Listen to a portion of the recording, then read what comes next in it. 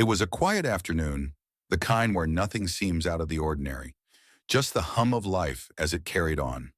But for Marcus Williams, a respected man in his community, it was about to turn into a nightmare. The sun had begun to dip behind the horizon as he drove down the narrow street. Marcus had just wrapped up a long day at work, the stresses of his job weighing heavily on his shoulders.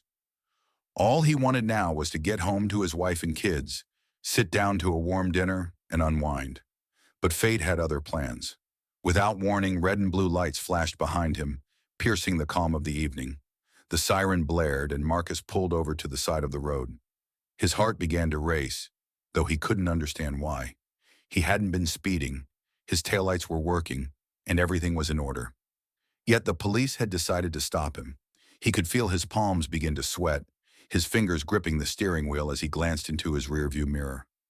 Two officers emerged from the squad car, their faces hidden behind dark sunglasses.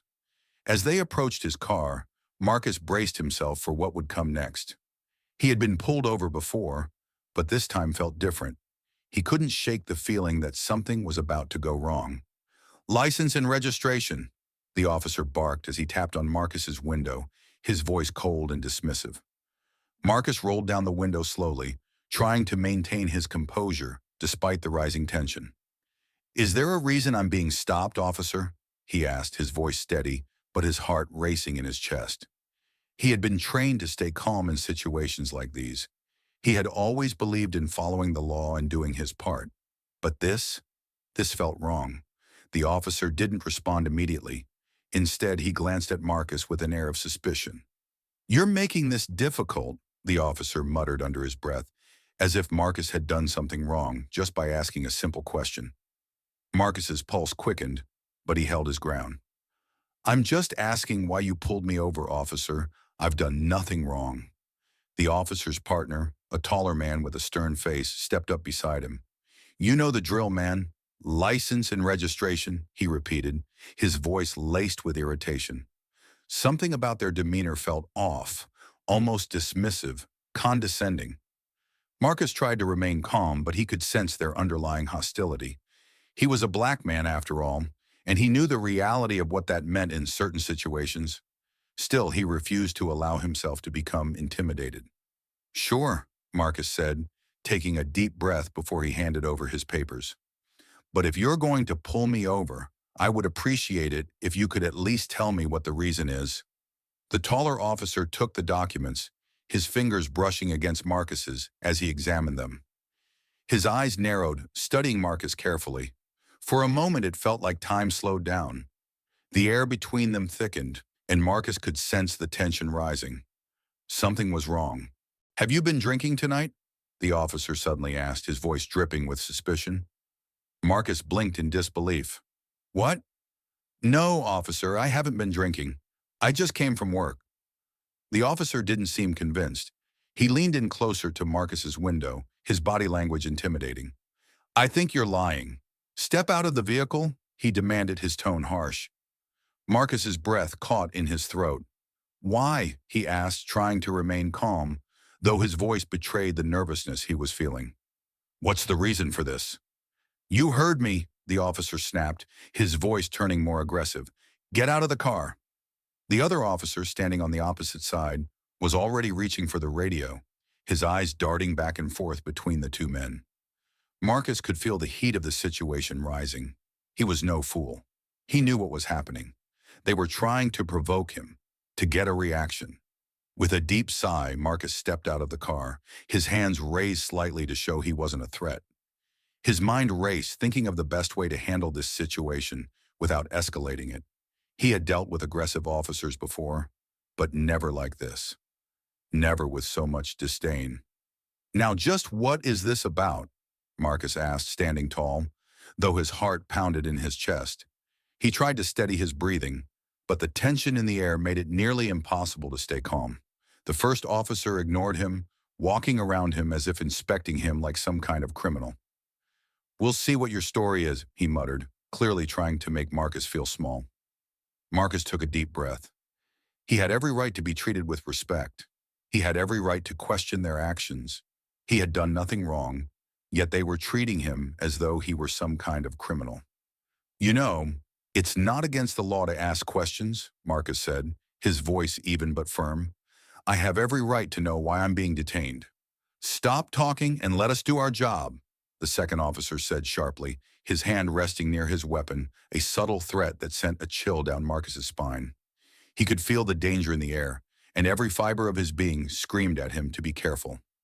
The officers continued to circle around him, their words growing more hostile, but Marcus refused to back down. His mind raced, but one thing was clear. He wasn't going to let them control the narrative. He wasn't going to let them treat him like a criminal based on the color of his skin. But then something shifted. A voice interrupted the escalating tension. Everything all right here, officers? A new voice called from behind Marcus. He turned slowly, his heart skipping a beat as he saw who it was. A man in a sharp suit walking toward them with a commanding presence.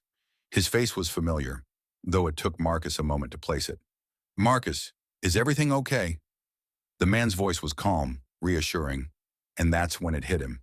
It was Chief John Davis, the police chief of the city, the very man who was supposed to protect people like him. The man who had worked tirelessly to reform the department, to make it fairer for everyone. And here he was, standing in front of him, looking nothing like the officers who had just threatened him. The two officers froze, their faces dropping as the realization hit them. What the hell is going on here? Chief Davis demanded, his voice turning steely as he approached the officers. Marcus stood there, his breath caught in his throat, as the two officers tried to scramble for an explanation. They stammered, unable to answer, clearly panicked as the full weight of the situation settled in. The tension that had been building for what felt like an eternity suddenly shattered. And for the first time in what seemed like forever, Marcus allowed himself to exhale. He wasn't just a man pulled over for a trivial reason. He was the police chief, and now everything was about to change. As Chief Davis approached, the tension in the air was palpable. The officers stood frozen, caught off guard by the presence of their superior. Marcus had watched the entire scene unfold, his mind racing as he realized what was happening. The officers, the ones who had been so quick to judge him based on his appearance, now faced the man who held the ultimate authority over them. The irony of the situation was almost too much to process. Officer Stevens, Officer Parker, Chief Davis said, his tone sharp and unyielding. What exactly is going on here? The officers exchanged uncertain glances, neither of them able to speak. They had been caught. Their actions, their treatment of Marcus, were indefensible, and they knew it. They were supposed to be upholding the law, not abusing their power to harass an innocent man, but that's exactly what they had done. Marcus stood tall, his posture straight as he faced Chief Davis. His mind was a whirlwind of thoughts and emotions, but he held his ground. He wasn't going to let this pass quietly. He wasn't going to let these officers get away with what they had done. Chief Davis, Marcus began, his voice steady but laced with anger. I was stopped for no reason at all. These officers accused me of being suspicious, and when I asked for an explanation, I was threatened. They told me to get out of the car, and when I refused, one of them even raised his hand like he was going to hit me. Chief Davis's eyes narrowed as he listened, his jaw tightening with each word Marcus spoke. He knew better than anyone how important it was to maintain order within the police force.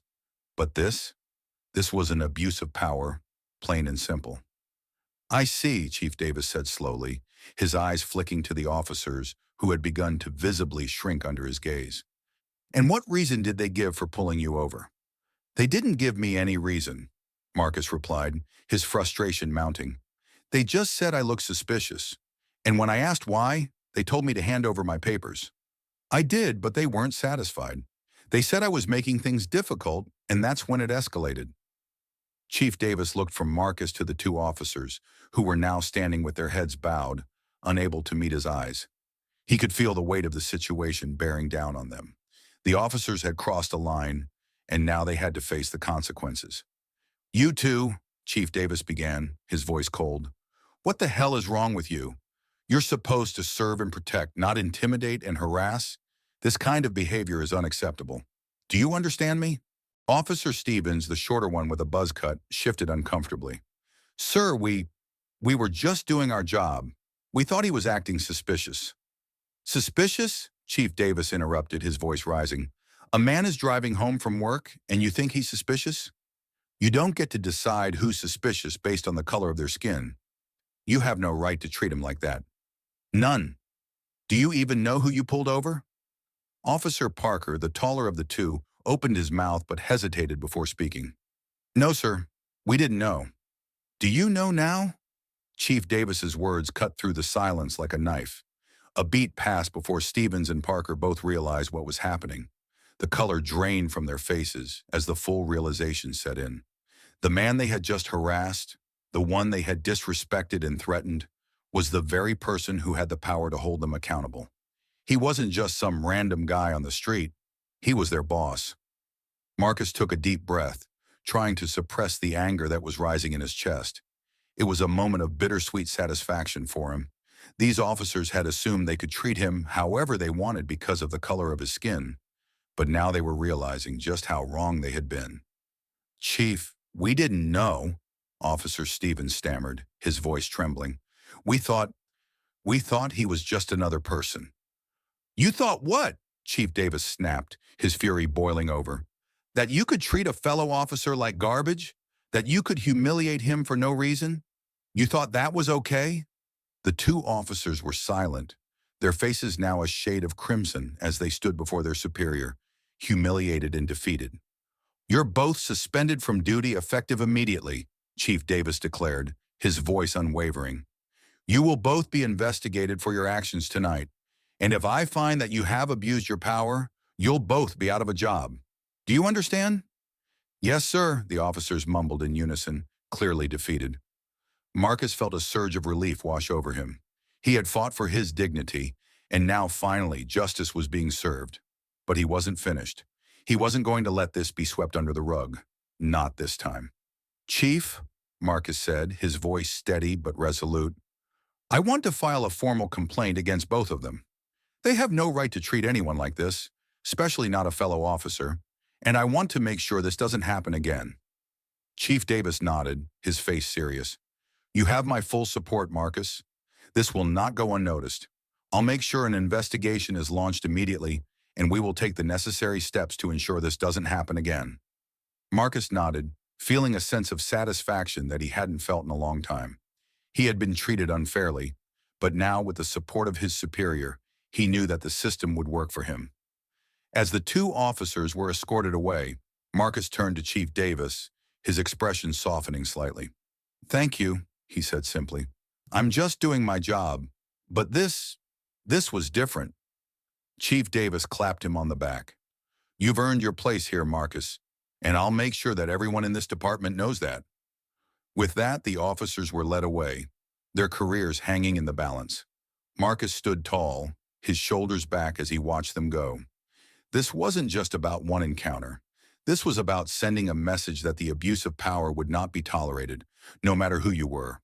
But as he walked back to his car, Marcus couldn't help but feel a lingering sense of unease. The moment of victory was sweet, but it came with the realization that there were many others out there who weren't as fortunate as he had been. Not everyone had the power to make things right when they were wronged, and that's when he made a vow to continue to fight for justice, not just for himself, but for everyone who had been mistreated and overlooked.